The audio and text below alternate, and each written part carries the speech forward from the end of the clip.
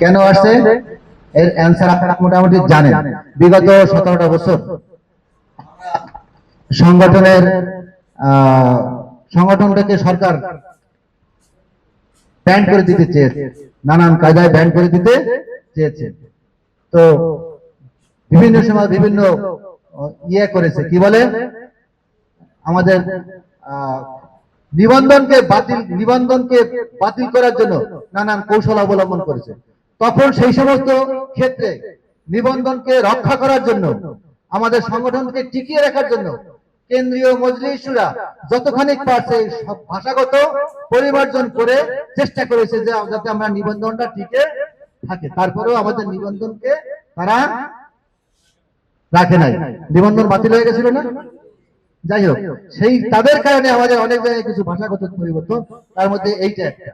এর আগে ছিল কি, আল্লাহ প্রদত্ত বাংলাদেশ তথা সারা বিশ্বে আল্লাহ প্রদত্ত রাসূলুল্লাহ সাল্লাল্লাহু আলাইহি ওয়াসাল্লাম প্রদর্শিত দ্বীন কায়েমের সর্বাত্মক প্রচেষ্টার মাধ্যমে আল্লাহর সন্তুষ্টি অর্জন এবং পরকালের মুক্তি, এইটা ছিল। তো যাই হোক, তাহলে উদ্দেশ্য হলো দ্বীন কায়েম, আর লক্ষ্য কি আল্লাহর সন্তুষ্টি অর্জন। আল্লাহর সন্তুষ্টি ময়দানে মহাশরে দুইটা জিনিস না পাওয়া পর্যন্ত কোন আমলদারের আমল দিয়ে মুক্তি হবে না। কয়টা জিনিস না পাওয়া পর্যন্ত? আল্লাহর সন্তুষ্টি, রাসূলের সুপারিশ। কয়টা জিনিস? আল্লাহর সন্তুষ্টি, রাসূলুল্লাহর সুপারিশ। তাহলে আমরা এত কিছু করছি কি জন্য? মাধ্যম হলো ইসলামী সমাজ প্রতিষ্ঠা। এটা উদ্দেশ্য, লক্ষ্য আছে না? উদ্দেশ্য হলো ইসলামী সমাজ প্রতিষ্ঠা, আর এর মধ্যে লক্ষ্য কি? মন্ত্রী হবো। উদ্দেশ্য হলো দ্বীন প্রতিষ্ঠা, আর লক্ষ্য হলো আল্লাহর সন্তুষ্টি। কথাটা বুঝতে হবে। এখানে দুটো শব্দ আছে না, যে উদ্দেশ্য ও লক্ষ্য। উদ্দেশ্য কি? ন্যায় ইনসাফ ভিত্তিক একটা সমাজ প্রতিষ্ঠা করা, আর লক্ষ্য হলো আল্লাহর সন্তুষ্টি। মনে থাকবে তো? এবারে আসি জামাতের স্থায়ী কর্মনীতি। কয়টা কর্মনীতি আছে? কয়টা আছে? 3টা কর্মনীতি। 1 নম্বর কর্মনীতিতে আছে, যেটা আছে তার মূল কথা হলো যে জামাত যখন কোন কর্মসূচি কর্মপন্থা গ্রহণ করবে, তখন আল্লাহ এবং আল্লাহ রাসূলের নির্দেশিত বিধানের প্রতি গুরুত্ব আরোপ করবেন। তা করবেন, সেখানে গুরুত্ব আরোপ করবে কার? কোরআন এবং সুন্নাহ। এর ভিত্তিতে যত ভালো হোক, আপনি একটা সিস্টেম চালু করছেন, আপনি একটা নীতিমালা তৈরি করেছেন, কিন্তু খোঁজ নিয়ে দেখলেন এটা কোরআনের সাথে মেলে না, আল্লাহ রাসূলের সুন্নাহর সঙ্গে মেলে না, তখন কিন্তু এইটা গ্রহণ করা যাবে না। এইজন্য এটা বলা হয়েছে যে আল্লাহ বিধান, আল্লাহ তাআলা ও তার রাসূল সাল্লাল্লাহু আলাইহি ওয়াসাল্লামের নির্দেশ ও বিধানের উপরে গুরুত্ব দেওয়া হবে। কথা বুঝতে পারছেন? এটা একটা ভয়ানক কথা এবং মারাত্মক কথা। আমাদের যত নীতিমালা আছে, কোরআন হাদিসের বাইরে কোনো নীতিমালা নেই। আচ্ছা, এখন আপনি নীতিমালার মধ্যে আমি নিয়ে আসলাম এমন একটা পন্থা, যে পন্থাটা দেখতে ভালো, শুনতে ভালো, সবার জন্য হৃদয়গ্রাহী, রাসূলের সুন্নায় নাই। এটা গ্রহণ করা যাবে? এইটা গ্রহণ করা যাবে না।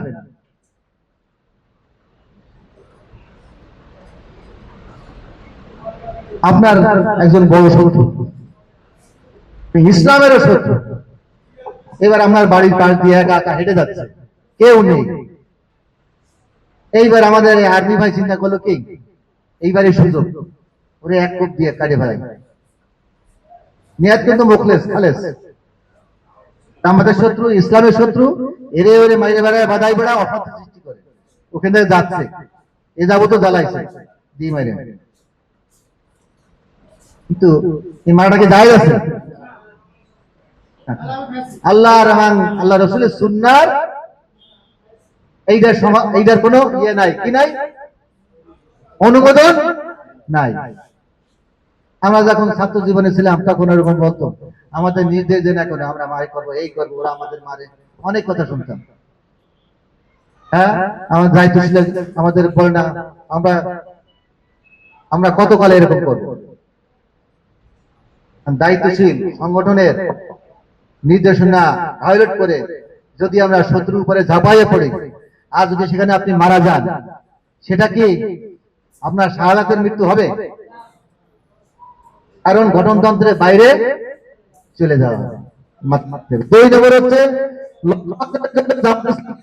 পন্থা অবলম্বন করবে না যা সততা ও বিশ্বাস পরায়ণতার বিরোধী এবং যাতে সমাজে ফেতনা ফাসাদ সৃষ্টি হয়। এই জন্য আমরাও যাই না। ফেতনা ফাসাদ সৃষ্টি হয় এমন কোন লক্ষ্য কোন কর্মসূচি আমরা গ্রহণ করি না। যেটা সমাজে বিশৃঙ্খলা সৃষ্টি হয় এমন কোন নিয়মের মধ্যে আমরা কখনো যাই না। ওরা মারছে, আমরাও পাল্টা মাইক দিয়ে শুরু করে দিলাম।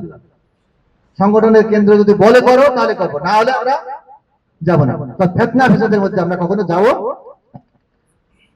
এটা কি সংগঠনের স্থায়ী কর্মনীতি। স্থায়ী কর্মনীতি খুব মারাত্মক জিনিস এগুলো। 3 নম্বরে আছে যে আমরা এই যে দিন প্রতিষ্ঠা করার জন্য আমাদের কি হলো, সংশোধন করার জন্য মানুষের কাছে দাওয়াত দেওয়া, দাওয়াত সম্প্রসারণ, মানুষের মধ্যে জনমত গঠন করে। এটা করছি না 2012 সাল পর্যন্ত, কিছুটা তো হয়েছে না? মানুষকে ইসলাম বোঝানোর চেষ্টা করেছি, মানুষ বুঝেছে এবং মানুষ স্বতঃস্ফূর্তভাবে ভোট দিতে আইছে। অনেক আছে ভোট চাইলে কিন্তু দেশের পরিবেশে বলে দিয়েছে এবার জামাতকে ভোট দিতে হবে। জনমত সৃষ্টি হয়েছে না? জনমত সৃষ্টি হয়েছে। সুতরাং এই জনমতের মাধ্যমেই আমরা সরকার গঠন করব। আমরা যদি আব্দুর রহমান বাংলা ভাইদের মতো ওই পন্থা অবলম্বন করতাম তাহলে সাময়িকভাবে কোনো কিছু লাভ পাইতাম কি না পাইতাম, আল্লাহ এটা পছন্দ করতেন না, এবং আল্লাহ যেটা পছন্দ করেন সেটা কোনোদিনই রাইট হতে পারতো না। সুতরাং আমরা সবসময়ের জন্যই সাংগঠনিক গণতান্ত্রিক পন্থায় আমরা আছি। গণতন্ত্র নিয়ে আবার অনেকে কথা বলে, গণতন্ত্র হারাম বলে না, কথা শুনি না অনেক জায়গায়, গণতন্ত্র হারাম। আচ্ছা, আমি যদি আপনার কাছে প্রশ্ন করি, গণতন্ত্র কি একটা আদর্শ না একটা পদ্ধতি? জাতীয়তাবাদ যেমন একটা আদর্শ, ধর্মবাদ যেমন একটা আদর্শ, গণতন্ত্র কি এর কোন আদর্শ? ওটা তো একটা নেতৃত্ব সৃষ্টির একটা পদ্ধতি। এই পদ্ধতি আল্লাহ রাসূল সাল্লাল্লাহু আলাইহি ওয়াসাল্লাম গ্রহণ করেছেন কিনা? তারা শুরাই নিজাম ছিল না? এই দেখেন বদর যুদ্ধে থেকে আসার পরে এই বন্দীদেরকে কি করবেন নিজের মতো সিদ্ধান্ত নিয়েছেন না পরামর্শ করছিলেন? সেই পরামর্শে আবু বকর একমত দিয়েছে রাদিয়াল্লাহু তাআলা, ওমর রাদিয়াল্লাহু তাআলা পরামর্শ ভিন্ন দিয়েছে। আবু বকর রাদিয়াল্লাহু তাআলা বলছেন যে আমাদের ইসলামের প্রথম যুগে এদেরকে বড় বড় জরিমানা নিয়ে আমাদের পয়সা হবে, আমাদের এখন পয়সা দরকার আছে, এইভাবে নিয়ে তাদের মুক্তি দিয়ে দিই। এটা কার মতামত ছিলেন? ওমর রাদিয়াল্লাহু মতামত ছিল কি? কতল করে দেন। কি করেন? কতল করে দেন। ম্যাক্সিমামের মত ছিল ছেড়ে দেন। কি করে ওর কি বলা হয়? বিনিময় দিয়ে ছেড়ে দেন। আল্লাহ রাসূলের ব্যক্তিগত মত ছিল কি জানা আছে? আপনারা শুনছেন না? এই ওমরের মতের পক্ষে কতল করে দেওয়া। সরাসরি আল্লাহর ইচ্ছা ছিল কি এই কতল করে দেওয়ার পক্ষে, কিন্তু মেজরিটি বলছে যে এদেরকে বিনিময় দিয়ে ছেড়ে দেন। আল্লাহ রাসূল তাই করলেন। পরবর্তীতে আয়াত নাযিল, আমরা হাফেজরা জানেন তারা, যে ছেড়ে দেওয়া ঠিক হয় নাই, কিন্তু মতামতের ভিত্তিতে নিয়েছে। সুতরাং ওটাও তো গণতন্ত্র, ওটাও তো কি মতামত। সুতরাং আমরা গণতান্ত্রিক পন্থা, এদেশে গণতান্ত্রিক পন্থা আছে, আমরা ওটা গণতন্ত্র কোনো আদর্শ না, গণতন্ত্র একটা পদ্ধতি মাত্র। যারা বলে তাদেরকে বলে গণতন্ত্র হারাম হবে কেন? গণতন্ত্র আদর্শ না, জাতীয়তার আদর্শ, ওটা হারাম, মানুষের তৈরি। গণতন্ত্র তো পদ্ধতি, আমরা এটা মাথায় রাখবো ইনশাআল্লাহ।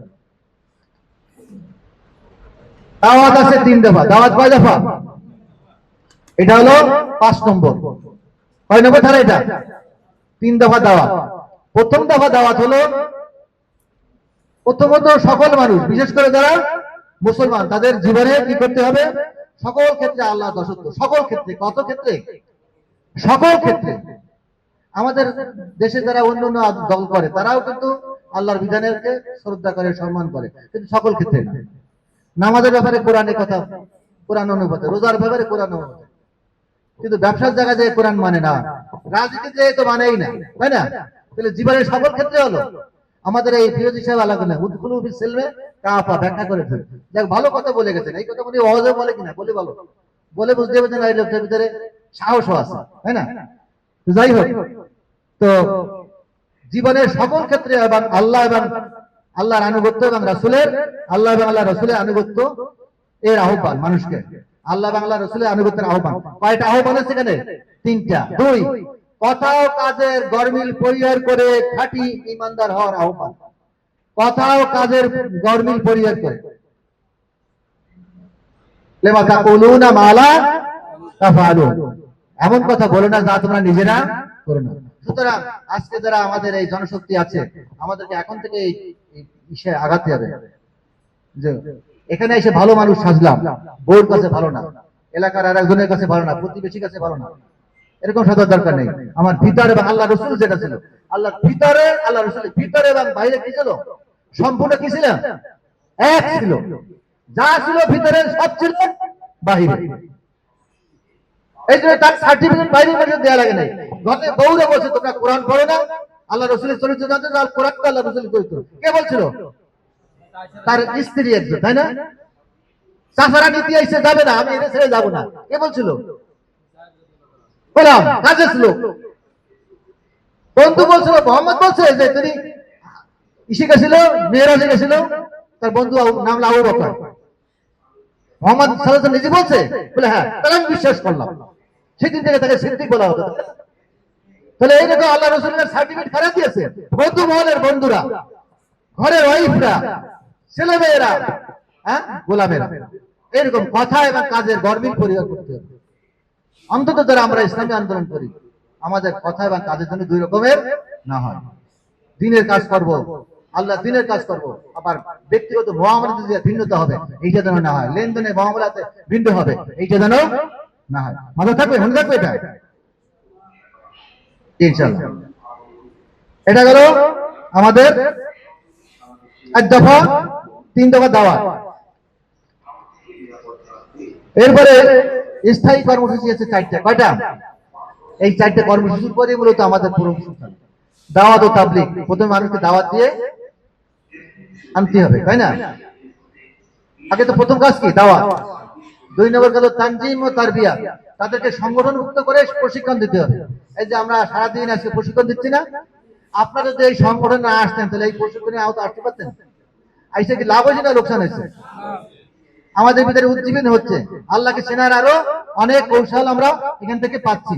এই সংগঠনে আনতে হবে, প্লাস তাদেরকে প্রশিক্ষণ দিতে হবে। কারণ প্রশিক্ষণ না দিলে তো সে আল্লাহ জমিন আল্লাহ দিন প্রতিষ্ঠার জন্য নিজেকে কোরবানি দেওয়ার মতো মানসিকতা তার মধ্যে সৃষ্টি হবে না। হবে? হবে না। সুতরাং এমন অনেক মানুষ আছে যখন বলছে যে এই সংগঠনের এই লাগবে এই লাগবে, নিজের হাতের চুরি খুলে, যেমন আল্লাহ রসুল সাল্লাল্লাহু আলাইহি ওয়াসাল্লাম মহিলাদেরকে যখন দিনের জন্য ব্যয় করতে বলতেন, মহিলারা কি করতো? হাতের চুরি, আংটি, গলার হার সব খুলে দিছে না? এখন এই যুগে অনেক পাওয়া যায় এরকম। এটা কেন দিছে? তার মন মেন্টাল থেকে যদি আগে তাকে রাজি করে না যায়, তাহলে উপর থেকে কাজ হবে। সুতরাং এটা কখন হবে? যখন সে দিন তার বুঝের মধ্যে আসবে, তখন সে সংসারের চাইতে সংগঠনকে প্রাধান্য দেবে, ছেলে মেয়ের চাইতে দিনকে যে প্রাধান্য বেশি দেবে। এটা যখন সে তার ভিতরে দিন আসবে, দিন আসার জন্য তো কি দরকার? প্রশিক্ষণ দরকার। 3 নম্বর কাজ হলো ইসলাহে মহাশরা, সমাজ সংস্কার, সমাজ সেবা, তাই না? সমাজের মানুষকে সেবা করতে হবে। আল্লাহ রসুলের চাইতে বড় সমাজ সেবক কেউ ছিলেন না। এবং আল্লাহ রসুল প্রত্যেকটা মানুষের দাওয়াত দিলে যাইতেন, খাইতেন। এবং কে গরিব, কে ধনী, কে হিন্দু, কে মুসলিম, এটা দেখতেন না। যখন যার সমস্যা চলে যেতেন, কে আওয়ামী লীগ, কে বিএনপি, কে আমার পক্ষের, কে বিপক্ষের, এটা দেখতেন না। সুতরাং আমরাও তাই, কোথাও কেউ অসুস্থ হয়ে পড়ছে, ওরা তো চরম আওয়ামী লীগ ছিল, আমাদের মনে মনে মারুক মরুক, নো, আপনি চলে যাবেন, তাকে পরামর্শ দেবেন, সুযোগ থাকলে তাকে যে সাহায্য করে সেটা করবেন। এটা হলো ইসলাম আমাদেরকে শিখায়, তাই না? সমাজ সেবা পারবো তো ইনশাআল্লাহ। এই সমাজ সেবাটার কারণে তুরস্কে আজকে এত বড় জায়গায় পজিশনে আসছে। তুরস্কের একটা সেক্টরে ছিল, তাদের কাছে তোমরা রাজনীতি তোমরা করো, আর তোমরা শুধু ওই কার কোথায় কি সমস্যা আছে এখানে যাও। বাংলাদেশ জামাত ইসলামের কর্মী 3টা 4টা বৈশিষ্ট্য ছিল আগে, পরবর্তীতে কয়টা হয়েছে? 5টা হয়েছে। একটা সমাজ সেবা, সামাজিক কাজটা পরে বৃদ্ধি করেছে, আজ থেকে প্রায় 7-8 বছর হয়েছে। এর আগে এটা ছিল না। সামাজিক কাজ করতে হবে। এলাকায় আপনাকে জামাত কর্মী চিনুক না চিনুক, আপনি সমাজ কর্মীর জন্য এলাকা মানুষ সবাই চেনে। চিনলে একদিন আপনি জামাত কর্মী, তাতে তারা আপনাকে প্রাধান্য দেবে। মাথা রাখো তো এটা। আর একটা হলো ইসলাহি হুকুমাত, দিন প্রতিষ্ঠা করা। এই সমাজ সেবা করাটার মাধ্যমে সর্বফাইনাল দেশে শান্তি হবে যখন ইসলামিক সমাজ প্রতিষ্ঠা হবে। এই যে চাঁদাবাজ আসে, আর এক চাঁদাবাজ গেছে, আর এক চাঁদাবাজ আসছে, আর এক যায় না, সমাধান হয় না কেন? হয় না এই কারণে যে হুকুমত তো ইসলামী হুকুমত হয় না, বোতল চেঞ্জ হয়েছে, পানিতে একই রয়ে গেছে। বোতল চেঞ্জ হয়েছে, পানিতে একই রয়ে গেছে। সুতরাং আগেও যারা যা করছে এখনো তারা তাই করতেছে, হুবহু তার কপি, আর কোনো না। বরং ক্ষেত্র বিশেষ তার ক্ষেত্রেও খারাপ করতেছে। কারণ কি? সমাজে ইসলামী হুকুমত না হওয়া পর্যন্ত এটা হবে না। এরপরে আসুন সমাজের দিনী ভাইরা আমার, সময় যেহেতু আমরা একটা বাজে দেশের মধ্যেই শেষ করব। এরপরে আমরা জামাত ইসলামীর রোকন এখানে কয়জন আছেন হাত তোলে? বলে কি বলেন, এটা কর্মী সমাবেশ, রোকন পাবো কোথায়? আচ্ছা, রোকন হওয়ার নিয়াত নেই এমন কয়জন আছেন হাত তোলে? যে আমার এই জীবনে আমার রোকন হওয়ার তোমার নিয়াত নেই, এরকম কয়জন আছেন হাত তোলে? ওই একজন তুলছিল নাকি ওখানে? যাই, আলহামদুলিল্লাহ, সবাই রোকন হওয়ার নিয়াত আছে, আছে না? রোকন হলো আল্লাহর সঙ্গে একটা এগ্রিমেন্ট। আপনার সঙ্গে একজনের 1 কোটি টাকার চুক্তি আছে, তুমি আমার এই করে দেবা, বলছে তোমাকে 1 কোটি টাকার চুক্তি আছে। সেই লোকটাকে আপনি যা দিবেন তার প্রতি যা করবেন, আর যার লোকটা যার সঙ্গে আপনার কোনো চুক্তি নেই, আসলো কিছু পারলে আপনার একটু উপকার করলো, আপনি কিছু পারলে দিয়ে দিলেন, তার ব্যাপারে আপনার কোনো দায়বদ্ধতা আছে? কিন্তু যার সঙ্গে এগ্রিমেন্ট আছে তার সঙ্গে আপনার কি আছে? দায়বদ্ধতা আছে। ঠিক আল্লাহর কাছে যদি ওয়াদাবদ্ধ হই, আল্লাহর একটা দায়বদ্ধতা থেকে যায়। সুতরাং আমি যদি আমার জান, মাল, সময়, শ্রম যা আছে আল্লাহর জমিনে এই দিন প্রতিষ্ঠার জন্য, আল্লাহ আমি তোমাকে দিয়ে দিলাম, শুধু বলেই ক্ষান্ত হই নাই, আমি ওয়াদা করলাম। কার কাছে? আল্লাহর কাছে। আল্লাহর কাছে তো সরাসরি করা যায় না। আল্লাহ রাসূল যতদিন বেঁচে ছিলেন সবাই তার কাছে পাওয়া দিতেন, আল্লাহ রাসূলের কাছে। এবং এরপরেও খোলাফায়ে রাশিদিন সহ বহুকাল পর্যন্ত যতদিন মধ্যে খেলাফত টিকে ছিল, 25 বছরের পরেও অনেকদিন খেলাফত ছিল, কম বেশি ছিল, ততদিন মানুষেরা সেই সময়কার খলিফাতে কি করতেন? বায়াত গ্রহণ করতেন যে এই দিন প্রতিষ্ঠার জন্য, অথবা যদি প্রতিষ্ঠিত থাকে প্রতিষ্ঠাকে বলবৎ রাখার জন্য আমার জান, প্রাণ, সময়, শ্রমে সর্বোচ্চ দিয়ে আমি চেষ্টা করব বলে আপনার কাছে ওয়াদা করলাম। আল্লাহর কাছে ওয়াদা করলাম আপনার হাতে, আপনার মাধ্যমে। এই জন্য ওই যে কোরআনেও একটা আছে, ইন্নাল্লাযীনা ইউবাইউনাকা ইউবাইউনাল্লাহ, তাই না? ইয়াদুল্লাহি ফাওকা আইদিহিম। হে নবী, যারা আপনার হাতে হাত দিয়ে শপথ করেছিল, বায়াত গ্রহণ করেছিল, মূলত তারা আল্লাহর কাছেই কি করছে? বায়াত গ্রহণ করেছে, শপথ করেছে। ইয়াদুল্লাহি ফাওকা আইদিহিম, তাদের হাতগুলো যে তোমার হাতের উপরে ছিল, তোমার হাত নয়, ওটা ছিল আমি আল্লাহর হাত। সুবহানাল্লাহ। সুতরাং আমরাও নিজেকে আল্লাহর জমিনে আল্লাহর দ্বীন প্রতিষ্ঠার জন্য আল্লাহর সাহাবীদের যে বৈশিষ্ট্য, সেই বৈশিষ্ট্য অর্জন করতে পারবো না? প্রত্যেকটা সাহাবী ছিলেন শপথের কর্মী, প্রত্যেকটা সাহাবী ছিলেন কি? শপথের কর্মী। আমরা শপথের প্রতি হতে পারবো না? এই শপথের কর্মী হওয়ার জন্য আমাদেরকে এই এখানে 6টা বৈশিষ্ট্য আছে। প্রথমটা হলো ব্যক্তিগত জীবনে সকল ফরজ ওয়াজিবকে মান্য চলা, কবিরা গুনাহ থেকে বিরত থাকা। 1। 2 নম্বর হচ্ছে উপর জোরে কোনো হারাম প্রথা অবলম্বন না করা। 3, হকদার যদি কোনো হক পেয়ে থাকে সেই হকটা তাকে কি করে দেওয়া? ফেরত দেওয়া। আচ্ছা, এই যে 3টে কথা বললাম, এটা কি রোকনের জন্য প্রয়োজন, না জাহান্নাম থেকে মুক্তি পাওয়ার জন্য, একটা প্রকৃত মুসলমান হওয়ার জন্য প্রয়োজন? একটা মুসলমানের জন্য, তাই না? তাহলে ইসলামী আন্দোলনের রোকন হওয়ার জন্য মূলত এই কৌশলগুলো মূলত রোকনের শর্ত না, এগুলো কি প্রকৃত ইমানদার হওয়ার জন্য শর্ত। আপনি যত আল্লাহ হন, আপনার কাছে যদি একজনে 10,000 টাকা পায় আর সেই 10,000 টাকা ঋণ নিয়ে যদি আপনি মরে যান, হাসরের ময়দানে কি অবস্থা হবে জানেন আপনি? জানা আছে?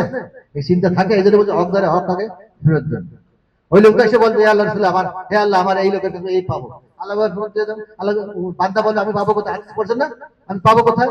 তখন বলে তোমার এত বছরে তোমার নেক দিয়ে দাও। এবার এই নেক দিতে দিতে আল্লাহ রাসূল বলছেন তোমরা জানো মাল হুয়াল ওয়াফলেস, দরিদ্রকে আমরা তো জানি যে যাদের আবার মাল সম্পত্তি নেই, না হাসরের ময়দানে বড় বড় আকল নিয়ে উঠবে, তারপর ওই পাওনাদার এসে এই যাবে, এই পাওনাদার এই যাবে, এই পাওনা দিতে দিতে আর তার কাছে কিছু নেই, বরং আরেকজন পাওনাদার এসে তখন কবে? তখন নেই, আল্লাহ যা আছে সব দিয়ে দিচ্ছে। তাহলে ওর এত বছরে পাপ নিয়ে নাও, জাহান্নামে যাবে। আমরা কি সেটা হতে চাই? সেই একটা কথা আছে এখানে। সুতরাং তারপরে আছে মৌলিক মানবীয় যোগ্যতা থাকতে হবে, আশাব্যঞ্জক অবস্থায় একটা মৌলিক গুণ, মিনিমাম একটা যোগ্যতা থাকতে হবে। ক্ষমা, সততা, নির্ভরতা, সাহসিকতা, প্রজ্ঞা, এরকম বেশ গুণাবলী আছে। মুখলেস হলে হবে না, মানে ওই জাতীয় মুখলেস হলে হবে না, মানে বলদ মার্কা মুখলেস হলে হবে না, মুখলেস হতে হবে, কিন্তু কিছু যোগ্যতা থাকা লাগবে। এখানে বেশি কি হয়েছে, একটু বিশেষ সালিশ করে দেওয়ার মতো যোগ্যতা থাকবে না, হয়েছে আমি যে ঘরে যে উঠে দিলাম, নো, তাহলে তো আপনার মৌলিক মানবিক গুণাবলী অভাব আছে। ওখানে আসতে হবে, থামাতে হবে, কে কি হবে শুনতেছি দেখি, দাঁড়াও মারামারি করে না, আমি শুনতেছি দেখি কি হয়েছে দেখি, যেতে হবে, এটা ইন্টারফেয়ার করতে হবে, তাই না? এরকমের ভাবে যোগ্যতা থাকতে হবে, সাহস থাকতে হবে, ধৈর্য থাকতে হবে, প্রজ্ঞা থাকতে হবে, এই জাতীয় বিষয়গুলো থাকতে হবে। একজন আমার একদিন ফোন দিচ্ছে ব্যাংকে বসে, আমার পাশে আর একজন দাঁড়ান, তারে ফোন দিচ্ছে, তারে বলে অলিউল্লাহ কে, অলিউল্লাহ তো অমুক জায়গায় স্কুলের টিচার।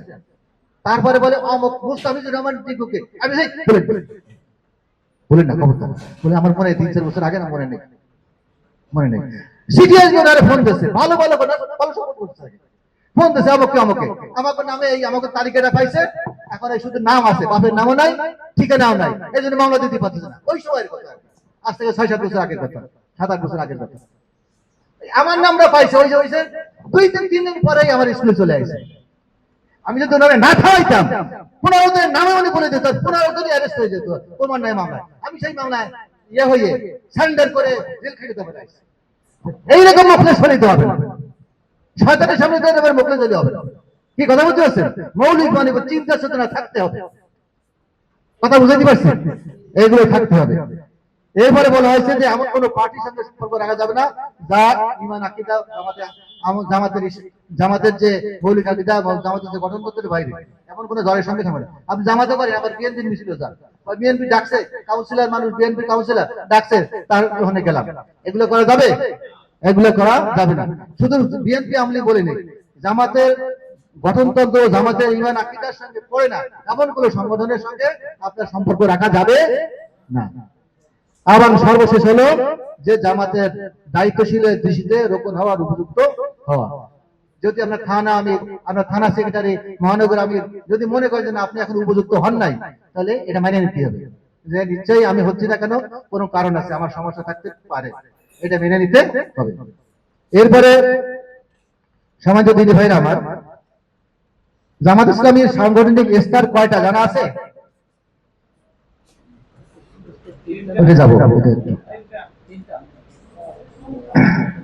সাংগঠনিক স্তর হচ্ছে প্রথমত কেন্দ্র, তাই না? কেন্দ্রীয় সংগঠন, তারপরে জেলা বা মহানগরী সংগঠন, জেলা বা মহানগরী একই, তাই না? তারপরে উপজেলা বা থানা, ওই গঠন সংগঠন পদ্ধতির মধ্যে চলে গেছে, যে এটা আলোচনা চলে আসছে। এবারে আমিরে জামাত নিয়ে একটু কথা বলি। আমিরে জামাতের নির্বাচন কিভাবে হয় জানা আছে তো? আমিরে জামাত কিভাবে নির্বাচন? রোকনদের গোপন প্রত্যক্ষ ভোটে, প্রত্যক্ষ অথচ গোপন ভোটে আমিরে জামাত নির্বাচিত হয়। এই নির্বাচনের আগে যে সুরা ছিল, কেন্দ্রীয় সুরা, সেই মজলিস সুরা 3 জনের একটা প্যানেল করে দিয়ে যায়। কয়জনের? 3 জনের একটা প্যানেল করে দিয়ে যায়।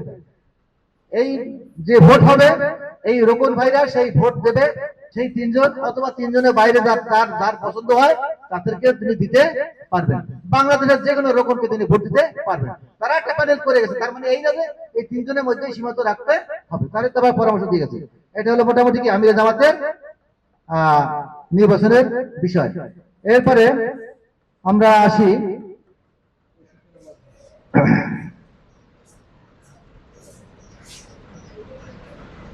জাতীয় কাউন্সিল। বাংলাদেশ জামাত ইসলামের একটা কি আছে? জাতীয় কাউন্সিল আছে।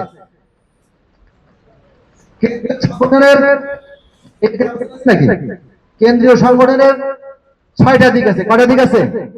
আমিরে জামাত, কেন্দ্রীয় রোকন সম্মেলন, জাতীয় কাউন্সিল, কেন্দ্রীয় মজলিস শুরা, কেন্দ্রীয় কর্ম পরিষদ, কেন্দ্রীয় নির্বাহী পরিষদ। কয়টা সংগঠনের স্তর? কয়টা? এই 6টা। কেন্দ্রীয় সংগঠনের স্তর কয়টা? 6টা। আমিরে জামাত, তারপরে কি রোকন সম্মেলন, তারপর কি জাতীয় কাউন্সিল, তারপরে কেন্দ্রীয় মজলিস শুরা, তারপরে কেন্দ্রীয় কর্ম পরিষদ, তারপরে কেন্দ্রীয় নির্বাহী পরিষদ। আমরা বলছি একটা বই কিনতে পাবেন এখানে ইনশাআল্লাহ। এরপরে দেখেন মতবিরোধের সীমা। 65 নম্বর ধারা একটা ধারা আছে, মতবিরোধের সীমা।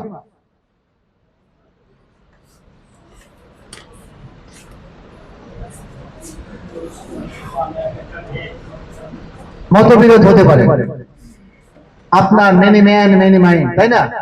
অনেক মত থাকবে। এখানে যদি পরামর্শ চাই, এখানে 200 মানুষ আছে, অন্তত 20 প্রকারের মতামত আসতে পারে, পারে না? একটা মতামত হবে এমন কোনো হওয়ার সম্ভাবনা নাই। এখন মনে করেন এখানে আপনারা 50 জন মানুষ আছেন, একটা বিষয়ে সিদ্ধান্ত নেবেন, পরামর্শ চাওয়া হয়েছে বা কোনো একটা আলোচনা হয়েছে।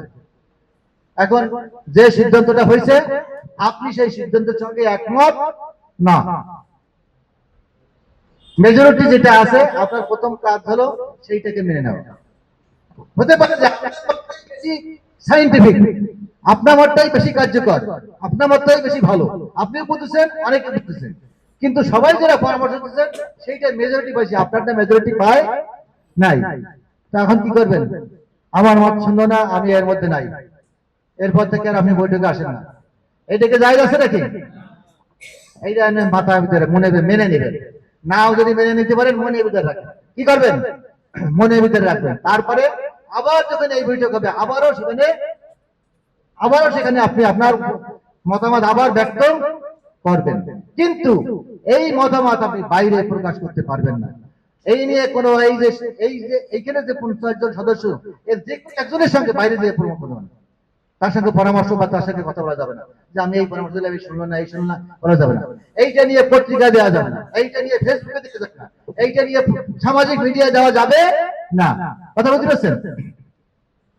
এটা করা যাবে না, বরং আপনাকে নিরিবিলি এক সময় কি করতে, ওইটাকে মেনে নিতে হবে। বাই চান্স যদি না মেনে নেয়, তাহলে তিনি সংগঠনের নীতি নির্ধারণী কোনো দায়িত্বে থাকতে পারবেন না।